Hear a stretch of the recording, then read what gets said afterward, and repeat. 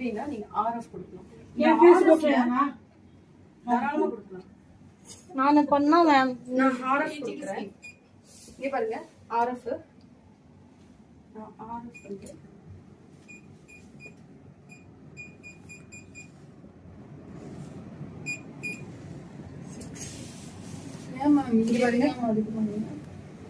என்ன பண்ணது RF?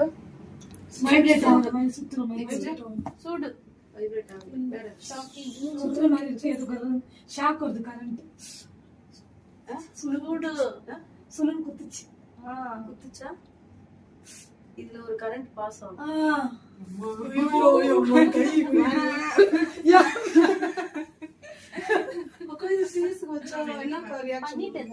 Ma'am பண்ணிட்டேன்